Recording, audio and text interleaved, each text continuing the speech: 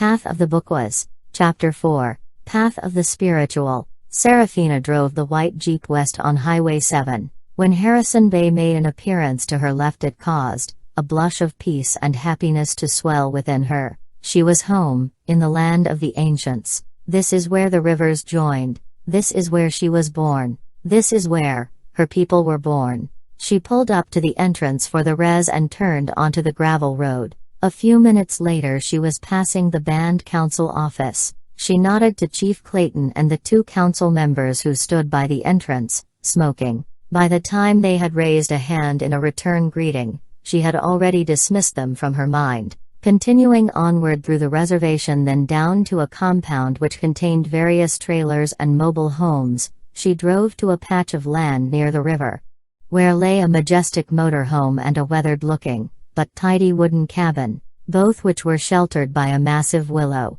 Parking beneath the dangling branches of the tree, she walked to the wooden door of the cabin and removed the padlock. With a quick look over her shoulder she stepped inside. The interior was dark, and she went about pulling open the curtains of the back windows, revealing the interior's simple floor plan. The living room area consisted of a large, well-used fireplace. The remaining walls were shelved from floor to ceiling, and contained all manner of chests, vials, boxes, ornaments, and more. Candles covered the fireplace mantel. More had been placed along the edge of a small table, which was set on the floor, before the hearth. Furniture appeared to be sparse afterthought, with just a couch and two threadbare easy chairs. Doorways off the living room led to a small kitchen, and a hallway, which in turn led to a bathroom, and two bedrooms, plus a large storage area.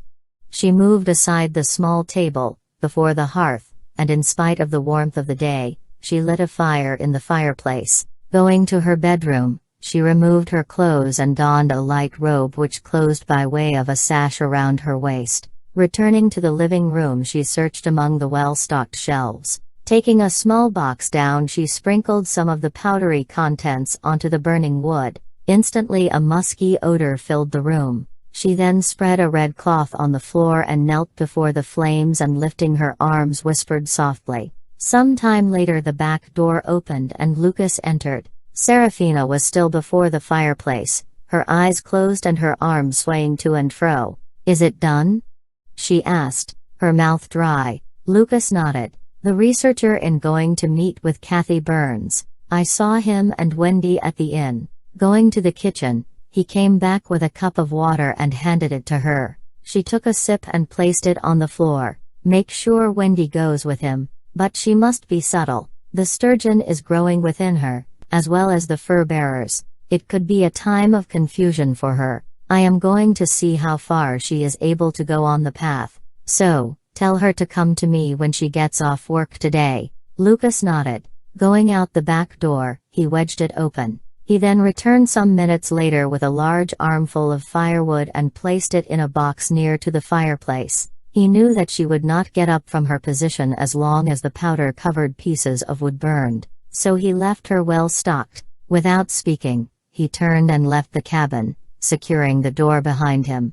It was an hour before Wendy was to close the band office, when Uncle Lucas came in and strode to her desk. He was smiling at her warmly. "Hey Starshine, you doing good?" "I am doing just great," she smiled back. "Your grandmother wants you to go to her when you get off. She is at her cabin. I suspect that you will be staying for dinner." Wendy blinked in surprise. "I will go as soon as I get off." "So, you'll be going to Ruby Creek tomorrow, with this McClure guy?" he asked, leaning on her desk. "Yes," she answered. "But, what will I do about the band office?" She pointed at Chief Clayton's office door. "I will take care of that," winked Lucas. "You will be away on band council business. Close the office for the afternoon, because tomorrow, you will be working with your great-uncle, the hereditary chief," he winked. "Yes, sir," she saluted. Her smile melted Lucas's heart. She had never looked more like her mother than when she smiled. "Later, Starshine." Lucas turned away and headed for the door. His carved staff lightly tapped the floor with each of his steps. At the door he turned and winked at her, then stepped out.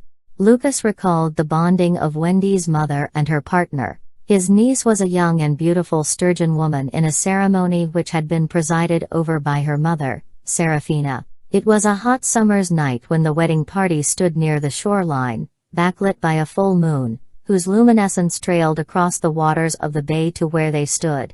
Serafina paired her daughter with another young band member. Their union was blessed by the claps of thunder out in the bay, as the primitive sturgeon fish breached in the night. The 12-feet living fossils gave their approval to the union, as they leaped high above the still waters of the bay. This had been the union that 1 year later would produce Wendy, the latest sturgeon woman, when an infant mink and otter furs keep her warm in her cradle. But it was the dreams sent to her by the mighty sturgeons, as they lay in the swirling waters deep beneath the surface of the bay. From the deep fast-flowing waters, inside of caverns, and beneath outcrops of stone, the ancient creatures sent their guidance to her. They told Wendy's mother that it was time for the young husband to go. For his part, the young band member knew that he had served his purpose in the union. He was chosen by Serafina to produce an heir for her daughter, and once this was done he would leave his family and friends and leave his home on the bay forever. Wendy would never know her father, for it was not necessary that she should ever have need of such. She was the new sturgeon woman who would replace her mother. All she required was her mother's teachings. Later that afternoon at closing time, Wendy locked the door of the now empty band office and crossed the parking lot to her small pickup which her cousins had recently repaired and returned. Tabby would be happy to get her off-roader back. The late spring breeze tossed her hair about her shoulders in shimmering waves. Getting into her truck she drove out of the parking lot and headed down the road to the river and her grandmother's home. Turning left at the big willow she parked her truck behind her grandmother's Jeep and walked around to the back of the dwelling. No one ever used Serafina's front door. It remained constantly locked. Even stepping onto her property was by invitation only. Her grandmother usually went to people with who she had business, even family members. It was rare to receive an invitation into her home, but it was the very fact that an invitation had even been extended that made this trip even more exciting. Serafina was a holy woman regarded by many in the band as a keeper of the paths and protector of the clans. It was an old-school position, as some of the young crowd called it, but no young people in the band had the courage to ever say such a thing to her face, or within earshot of any other elder. Wendy trod across the squeaky decking, then gently knocking, entered the cabin through the back door. The interior of the cabin was cast in shadows. The air was hot and thick with smells that were unknown to her. In front of the hearth, she saw her grandmother sitting on a red cloth which was spread across the floor. She wore a loose robe, with sweat running down her sides and across her flanks. Her chest glistened as it rose and fell, in the light of the fire. She sat with feet pulled in and her ankles crossed, her thighs spread with knees close to the floor, Indian style, as some would call it. She extended a hand towards her granddaughter and motioned her forward. "Come and be cleansed." Stepping into the room, Wendy removed her outer clothing and neatly folded them onto the couch, then took her place on the red cloth facing the fire. Pulling her ankles toward her crotch, she allowed her left thigh to press against that of her grandmother's. She had done this purification with Serafina before. She knew that after a certain amount of time her grandmother would begin to talk of the original one. How he came into being and how he had brought his people into being. She loved it when her grandmother took her onto the path, the sacred realm. From a nearby bag her grandmother took out some articles and placed them near her. "Wendy, I have taught you about the clans and how they came into being?" "Yes, grandmother," answered the girl, as she inhaled the fumes from the smoking fireplace. "Show me how well you have learned your past, for your past is your present, as your present is your future, and that of your people, as well." Serafina threw some powder onto the fire and the room, once again, filled with the musky scent. She began to softly sing as Wendy began to speak the well-rehearsed story. Our people came from the clans, each with their own special origins. One was the Sky-born clan. Another was the Sturgeon clan. It was he, who we call the first being, who fell to earth using a red sail to slow his descent. Wendy brushed her hand across the red blanket beneath her. He carried 2 animals, she continued, the mink and the otter. Seraphina took an otter and a mink pelt out of the bag and placed them over Wendy's bare shoulders. He also brought with him a feathered ring. Her grandmother removed a wreath of feathers from the bag and placed it on Wendy's head. The first being landed on a rock in the Harrison River. Wendy continued, across from the place where our people would later live.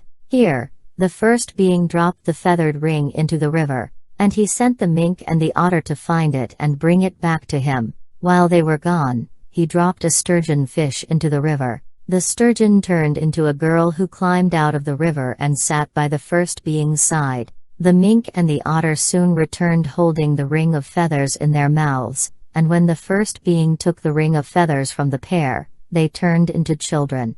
1 boy and 1 girl. The first being married the 2 children and later the 2 produced many children of their own. They were poor and naked, but the first being taught them how to make weapons and hunt, and the females made blankets and clothes for the men and children, often going naked themselves. All the while the sturgeon child, now a sturgeon woman, watched over all. She would often have long conversations with the first being away from the others. One day the first being left never to return. In his place he left the sturgeon woman to watch over his children. At a time, she took a mate from the people and produce a girl child of her own, and this child would be special and revered by the people. And this is the way of things down through the ages. This is my heritage. I am a descendant of the sturgeon woman, as was my mother, and as are you, grandmother. Seraphina leaned forward, her face close to Wendy's. You knew from the time that you were a young girl, that you could walk 2 paths. Now you have to do so with purpose, as I did. Wendy understood the truth of what her grandmother said.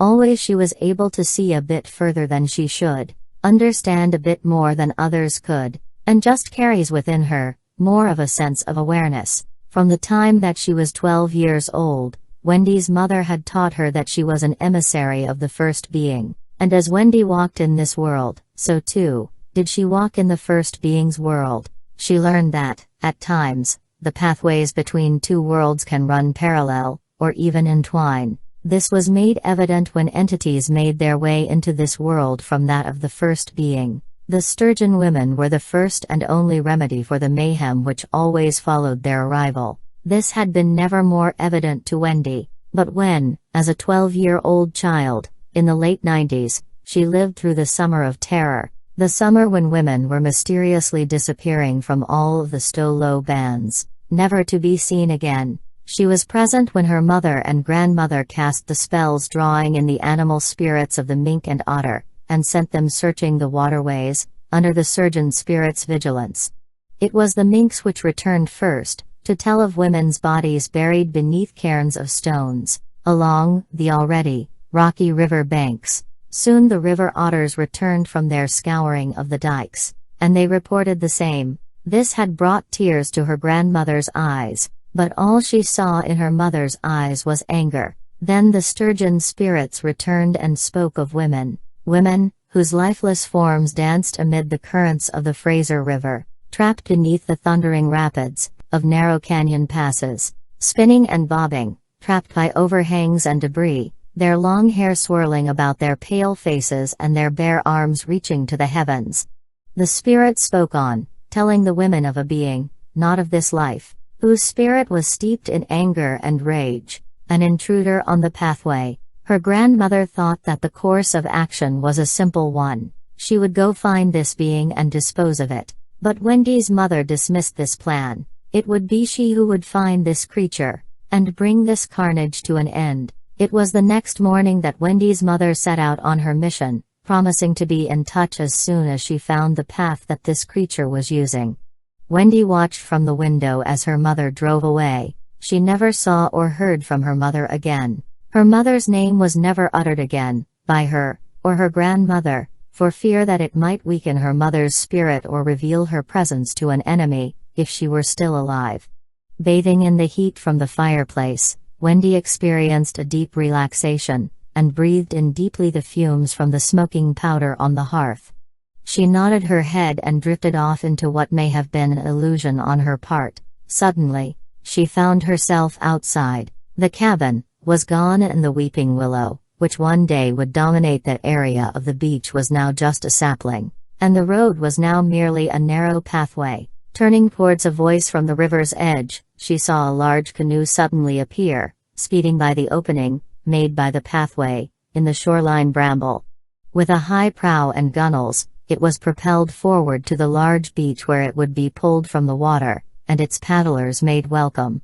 8 paddlers. This was a sea-going canoe, from up the coast, or even the island. Now she turned her gaze to the bay that contained dozens of such large crafts, some arriving and others leaving. It was the time of trading with bands who would travel hundreds of miles, in some cases. But the bay, which would be called Harrison Bay one day, was a gathering place for trade and the great races, a time when people from all of the river's bands would join together and hold events. There would be an exchange of news and cargoes, with grand, well-prepared feasts. The long houses would be filled day and night. A large humped sentinel, which she knew in her current life as Harrison Hill, sat at the mouth of the bay. Wendy felt herself being propelled across the waters until she stood on a rocky path which led up the side of the stony mass. Following the path, she eventually found herself at the summit. From there, she could see both the mighty Fraser River,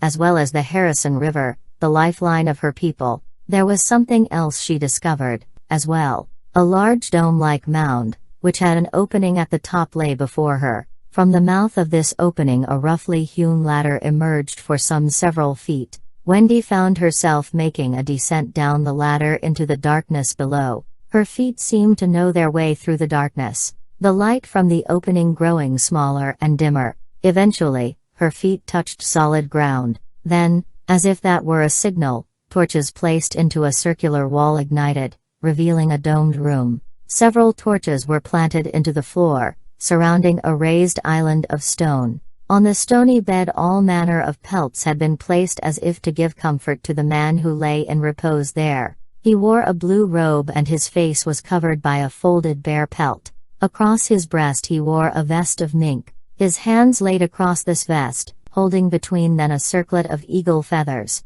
In the flickering light of the wall torches, she could see the glimmer of rings containing precious stones adorning each of his fingers. A necklace of jade lay upon his breast, and wristbands of garnet stones reflected brightly. She seen before her was partitioned off by a woven rope which ran from one flaming torch to another, circling the platform. At his feet lay a small swath of river otter hide, and in its center, a silver ring fashioned in the shape of entwined feathers. Involuntarily, she found her hand reaching out for the annular object. But, as she reached over the woven rope, the torches guttered and went out. Surrounded by dark, she felt herself being pulled up through the entrance and hurling through space and time, across the waters of the bay. The canoes and long houses were no longer spread around the shore, but the large willow stood as before, above the cabin. Then there was nothing but darkness. Her eyes fluttered open and she blinked at the firelight, and her grandmother's concerned face. "Where did you go, child?" Wendy reported to older woman, all that she had seen and felt. Seraphina listened without interrupting. When she had finished, her grandmother told her to prepare herself for a casting, which she did. Even though she had a lot of questions about her vision, she knew not to push for such things with her grandmother. So they did what they had done during the beginning of each season, going through a cleansing process and then sending out their wishes to the mink and otters and the sturgeon. And when no reply came, they knew that all of the pathways were as they should be. However, it was troubling to Seraphina that for many years her daughter had left no trail to follow, and the perpetrator, who was the source of the carnage,